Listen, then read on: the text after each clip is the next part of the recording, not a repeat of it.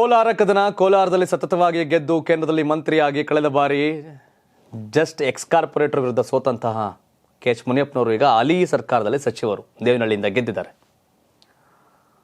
ಮತ್ತೊಮ್ಮೆ ಮಗದೊಮ್ಮೆ ಕೋಲಾರವನ್ನು ನನ್ನ ವಶಕ್ಕೆ ಬರಬೇಕು, ನನಗೆ ಬೇಕು ಅಂತ ನಿಂತಿದ್ದಾರೆ. ಚಾನ್ಸೇ ಇಲ್ಲ, ಬರಲೇಬೇಡಿ ಅಂತ ಕೆಲವರು ಹೇಳ್ತಾ ಇದ್ದಾರೆ.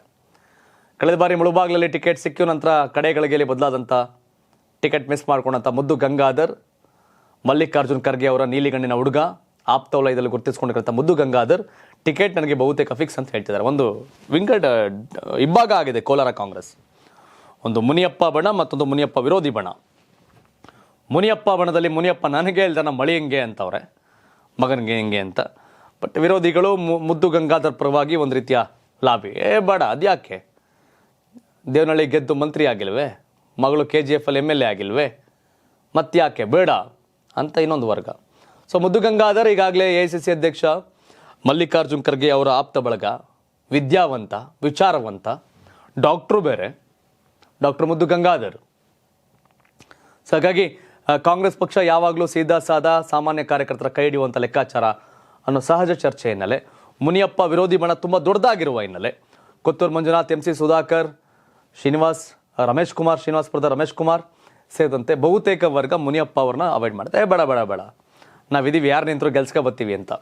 ಸೊ ಇದು ಮುದ್ದು ಗಂಗಾಧರ್ಗೆ ಪ್ಲಸ್ ಆಗುವಂಥ ಸಾಧ್ಯತೆ ದಟ್ಟವಾಗಿದೆ. ಈ ಕೋಲಾರ ಟಿಕೆಟ್ ಕದನದಲ್ಲಿ, ಕೋಲಾರ ಕೈ ಕದನದಲ್ಲಿ ಮುನಿಯಪ್ಪ ವರ್ಸಸ್ ಮುದ್ದು ಗಂಗಾಧರ್, ಈ ಕದನದಲ್ಲಿ ಬಹುತೇಕ ಟಿಕೆಟ್ ಈಗ ಇಲ್ಲ ನಿಂತರೆ ನೀವು ನಿಲ್ಲಿ, ಈ ಥರದ್ದು ಕೂಡ ಇದೆ ಮುನಿಯಪ್ಪ. ಆಗ ದೇವನಹಳ್ಳಿ ಖಾಲಿ ಆಗುತ್ತೆ. ಸೊ ಹಿಂಗೆಲ್ಲವೂ ಇದೆ. ಹೆಂಗೋ ಮಂತ್ರಿ ಆಗಿದ್ದೀನಿ, ಕೇಂದ್ರದಲ್ಲಿ ಗೆದ್ದಂತೂ ಕಾಂಗ್ರೆಸ್ ಅಂತೂ ಬರಲ್ಲ ಅಲ್ಲಿ.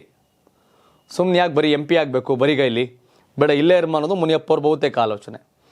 ನಿಂತರೆ ನೀವು ನಿಲ್ಲಿ, ನಿಮ್ಮ ಮಗನಿಗೋ ಅಳಿಯನಿಗೋ ಕೊಡೋಕ್ಕಾಗಲ್ಲ ಇದು ಅನ್ನೋ ಒಂದು ಸಂದೇಶ ಕೂಡ ಇರುವ ಹಿನ್ನೆಲೆ ಮುನಿಯಪ್ಪನವರು ಕಡೆಗಳಿಗೆಯಲ್ಲಿ ವಾಪಸ್ ಹೋಗೋ ಸಾಧ್ಯತೆ ಇದೆ. ಬಹುತೇಕ ಮುದ್ದು ಗಂಗಾಧರ್ಲಿ ಕಂಟೆಸ್ಟ್ ಮಾಡುವಂಥ ಸಾಧ್ಯತೆ ದಟ್ಟವಾಗಿದೆ ಕಾಂಗ್ರೆಸ್ಸಿಂದ.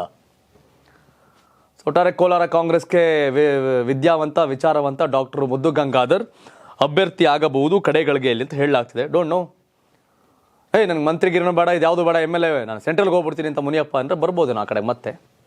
ಬಟ್ ಅಂಥ ದಡ್ಡತನ ತೋರಲ್ಲ ಬುದ್ಧಿವಂತ ರಾಜಕಾರಣಿ K.H. ಮುನಿಯಪ್ಪ. MP ಬೆಸ್ಟಾ, ಮಿನಿಸ್ಟರ್ ಬೆಸ್ಟಾ ನೋಡಿದಾಗ ಮಿನಿಸ್ಟರೇ ಬೆಸ್ಟು. MP ತಗೊಂಡು ಏನು ಮಾಡಿರಿ, ಮತ್ತೆ ಸೋಲ್ಸ್ಬಿಟ್ರೆ ಅವರು ಮರ್ಯಾದೆ ಹೋಗುತ್ತೆ ಅನ್ನೋ ಹಿನ್ನೆಲೆ ಬಹುತೇಕ ಕೋಲಾರ ಕೈ ಕದನದಲ್ಲಿ ಡಾಕ್ಟರ್ ಮುದ್ದು ಗಂಗಾಧರ್ ಟಿಕೆಟ್ ಪಡೆಯುವ ಸಾಧ್ಯತೆ ದಟ್ಟವಾಗ್ತಿದೆ. ಡೋಂಟ್ ನೋ, ಕಾಂಗ್ರೆಸ್ಸಲ್ಲಿ ಏನು ಬೇಕಾದ್ರೂ ಸಾಧ್ಯ ಆಗ್ಬೋದು. ಮುನಿಯಪ್ಪ ಅವ್ರನ್ನ MP ನಿಲ್ಲಿಸಿ ಖಾಲಿಯಾರ ದೇವನಹಳ್ಳಿಗೆ ಇನ್ಯಾರನೋ ಸೇರಿಸಬೇಕು, ಒಂದು ಮಂತ್ರಿಗಿರಿ ಉಳಿಯುತ್ತಲ್ಲಪ್ಪ ಅನ್ನೋ ಲೆಕ್ಕಾಚಾರ ಕೈಕಮಾಂಡ್ ಬಂದರೂ ಬರ್ಬೋದೇನೋ.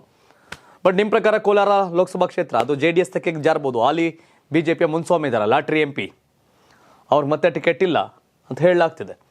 JDSಗೆ ಈ ಕ್ಷೇತ್ರ ಹೋಗುವ ಏನಿಲ್ಲ, JDSಯಿಂದ ಯಾರು ಸ್ಪರ್ಧೆ ಮಾಡ್ತಾರೆ ಕಾದು ನೋಡಬೇಕು. ನಿಮ್ಮ ಪ್ರಕಾರ ಕೋಲಾರ ಲೋಕಸಭಾ ಕ್ಷೇತ್ರದಲ್ಲಿ ಕಾಂಗ್ರೆಸ್ ಅಭ್ಯರ್ಥಿ ಗೆಲ್ತಾರ, JDS BJP ಮೈತ್ರಿಕೂಟದ ಅಭ್ಯರ್ಥಿ ಗೆಲ್ತಾರ? ತಮ್ಮ ಅಭಿಪ್ರಾಯ ಏನು?